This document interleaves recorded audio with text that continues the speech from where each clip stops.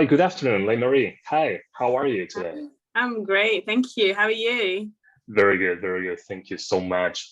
So, first and foremost, on behalf of the Finnish-African Society, I want to thank you for taking time out to have a chat with us. This interview indeed is part of the Finnish-African Literature Art Project.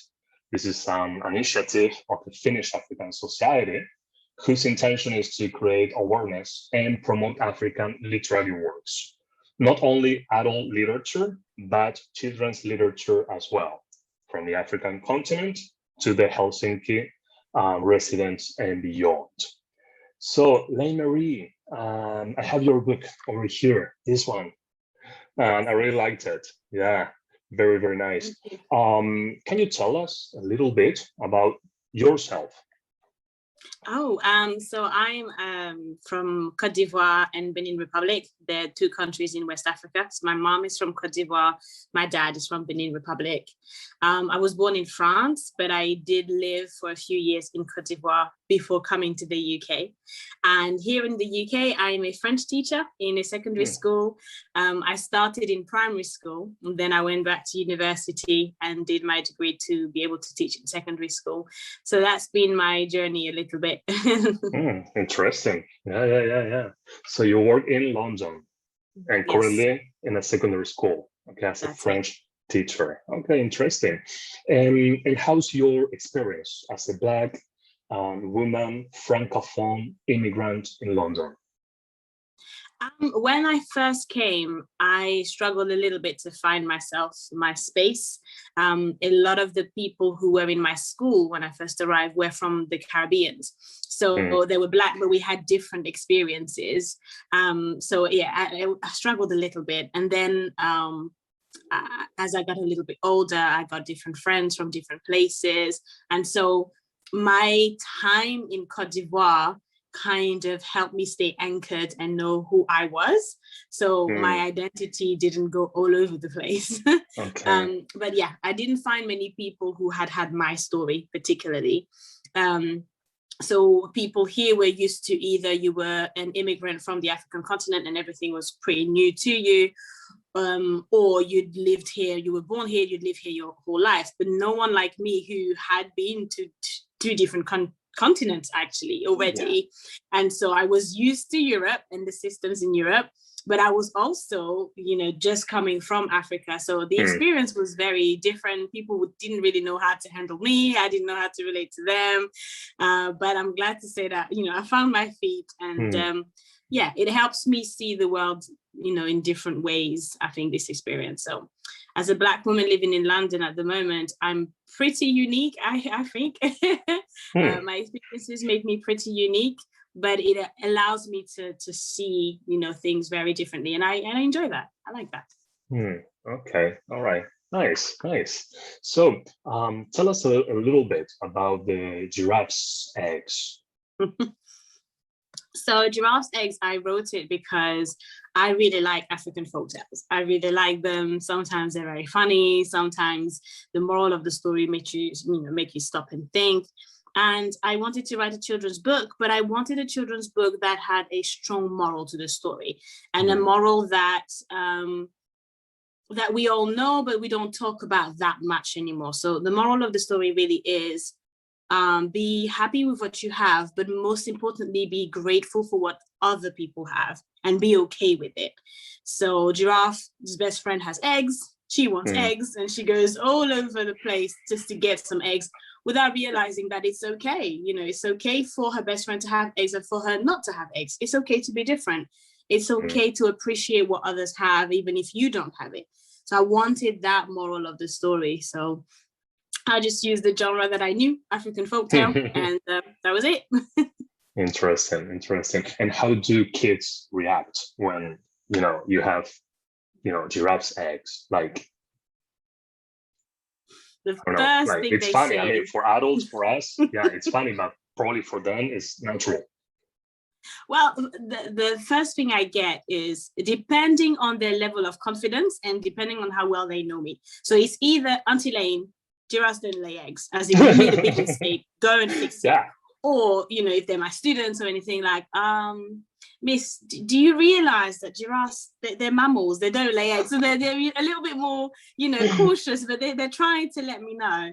So it's been nice to see that the majority of children know that giraffes don't lay eggs. Okay. All right. But it's been brilliant. It's been brilliant because then it starts a conversation. And I think it's such an interesting title that you can't do anything but talk. And, so it starts conversations. Okay. And what inspired you to become a children's book author? So growing up, I've always loved reading. I was an only child for quite a few years, for 8 years. And so I lost myself in books. My mother is not a reader, but she encouraged books. So she bought me all sorts of books. And becoming an adult and working with children, I just wanted to write a children's book. I just thought it'd be nice for me to recreate that experience that I had as a child. It's not been an easy journey. It took me 5 years to write this book, mainly because of confidence issues. English is not my first language. And at first I thought, well, even though I'm quite fluent in English, I've gone to university, I teach in English, but French to students, there was a part of me that felt like, this can't be you. You can't be a writer. You can't be an author. So yeah, it's been ups and downs. I've received a lot of encouragement from the people around me telling me, Leine, you should do this. Go for it. It's needed. And that's helped me. Yeah, that's what's helped me become an author. But it wasn't an easy journey. No. Yeah, I know what you mean. Yeah, English is not my first language either. So I know what you are explaining. So are there any challenges writing for children that writing for adults doesn't, or vice versa? I think my first challenge was realizing that a good story is a good story no matter who reads it. And so if I was going to write for children, it needed to be interesting. It couldn't just be pretty pictures and a few words. Kids are great critics. If they don't like the story, they won't finish it and they will just leave it. So they're gonna tell you that was that was a challenge because I had to retrain myself and not see them as kids. I had to see them as the audience. I'm writing for you. Is it interesting? Do you like it? Is there a point in this story? Is the arc very well defined? Is there a transformation in the main character? Is the main character likable, etc.? So I did a degree in creative and media writing, and that helped.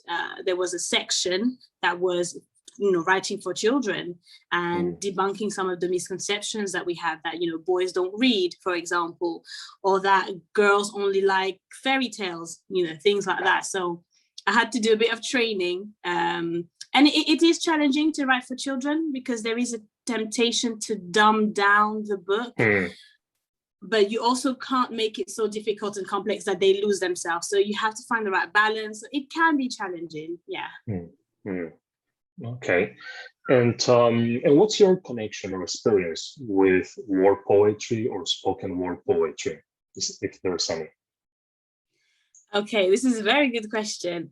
So when I was in secondary school, I didn't like poetry. I just thought, oh gosh, but that's because I didn't study the right kind of poetry.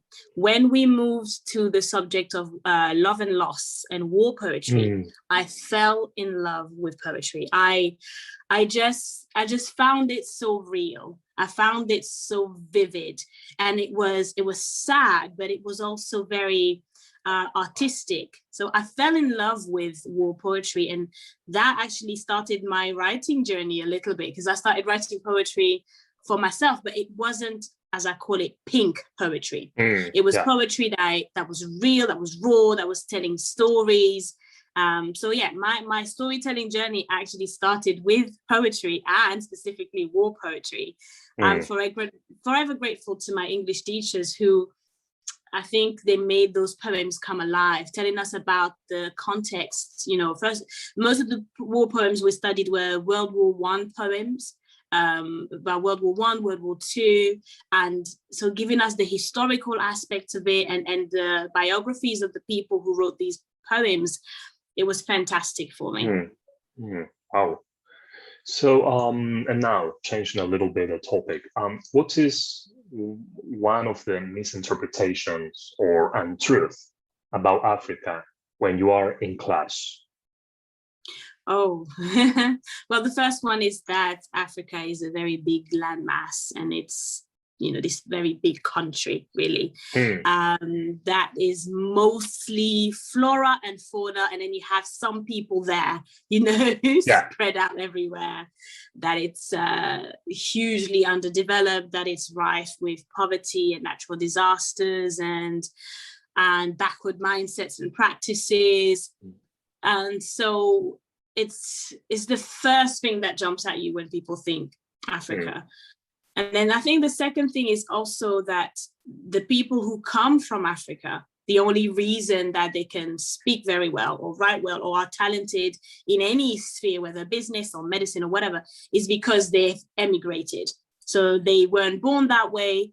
They were kind of made, great by being outside of Africa. I think these are the two main huge misconceptions about Africa and Africans. In your classroom? Yes, and also, outside as well. I wanted to ask you about that. How about the preconceived ideas about Africa within your community environment, which is sometimes a little bit different than when you are in a classroom? I think because London can be quite multicultural. I mean, we do have people from all over the world in London, and school is a place where kids have to mix and mingle, and because of that they form friendships with people who are from all over, and it does help a little bit with some of the misconceptions. But these misconceptions can be very strong, and sometimes you have children of African descent who don't really like to share their reality, or we don't do that, or we don't, they'd rather not touch on the subject, just leave it. I think outside of the classroom, London is a melting pot in a way that when you are in London, you are a Londoner. You don't get rid of your culture or anything, but there is a London culture, which means that we are all very much similar. We speak the same. We all like a good curry. We do like fish and chips or chicken and chips. We go to the pub. So it's very much a melting pot, but we've developed a London culture.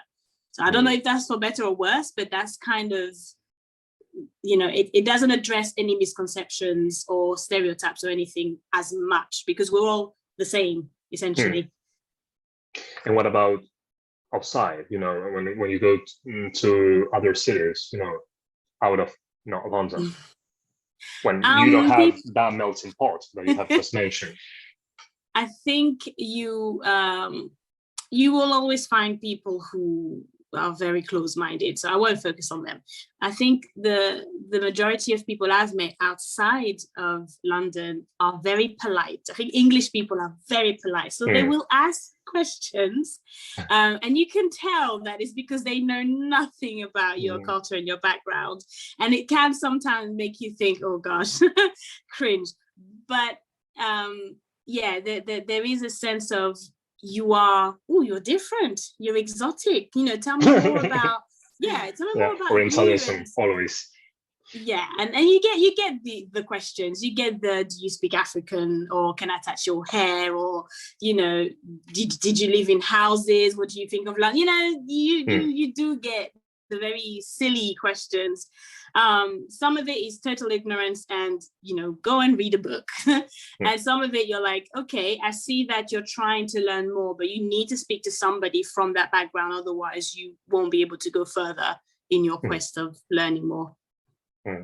Thank you. Thanks a lot. So, Leine, what is your favorite African book and why? I am going to show you, if you give me a second. Sure, no problem. Take your time. I have many, but this is my favorite, and I'll tell you the reason why. When I was at secondary school, as I was telling you, I was learning English, so my English wasn't too great. So we had a languages department, but for home languages, it was called for home languages, for people who spoke a different language that was not a European language.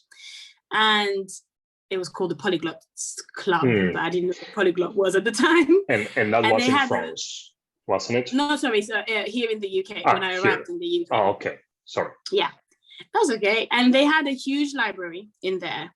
And so I read all I could because I really wanted to learn English. So I read as much as I could. And I fell on this book. And I borrowed it and I never returned it. I have to confess. I'm sorry, Plumstead Manor. I never returned it because it was stories from Africa. You're creating a stereotype. Be careful. I know. I will send them another one. It's okay. I loved it because the stories in there sounded like some of the stories I was familiar with. The way the writers describe the streets and the music and different aspects of life sounded like the Africa I knew. It wasn't the CNN or BBC Africa. It wasn't the kids with big bellies and flies everywhere. And there were real people with real stories and complex issues.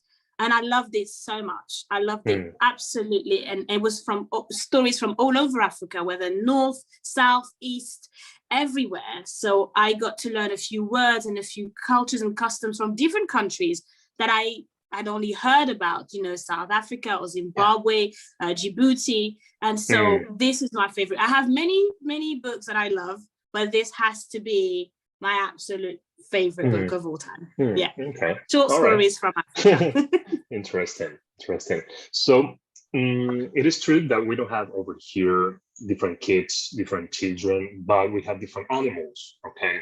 So in your opinion, what is the importance of multicultural books or diverse books?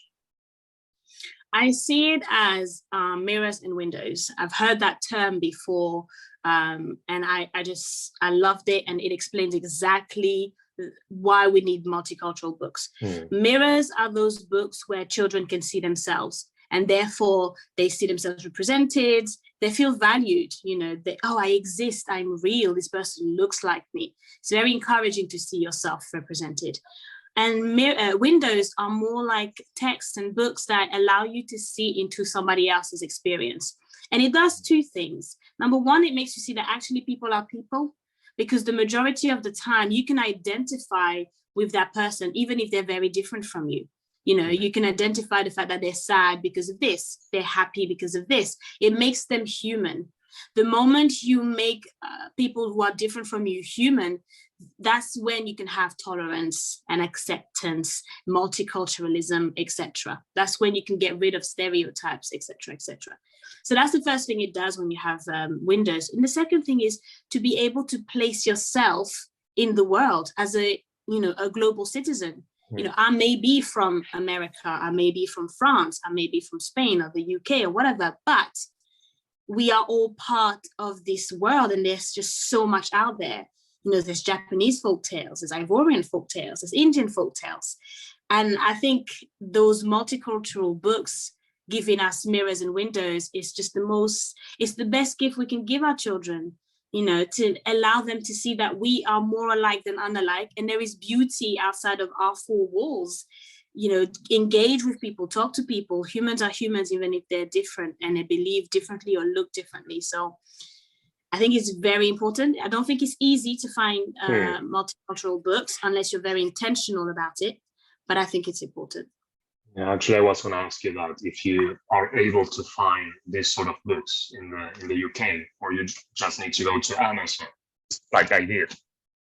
I think there's been a shift in the last year or two, and big publishing houses are a little bit more intentional about putting a bit more out there in terms of different books.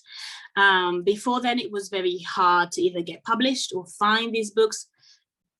Either you knew about the book beforehand and you made an effort to buy it, or you went to specialist shops to buy, multicultural books.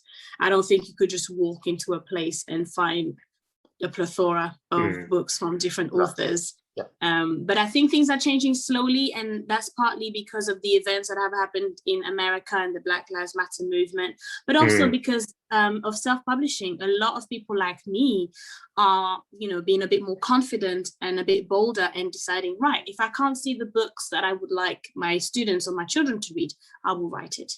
So it's changing slowly, but it's changing. Yeah, it's true. It's true. The last probably 5 years or less. Yeah, I can see the change. Yeah, not only here in Spain or Finland or in the UK. It's in different countries.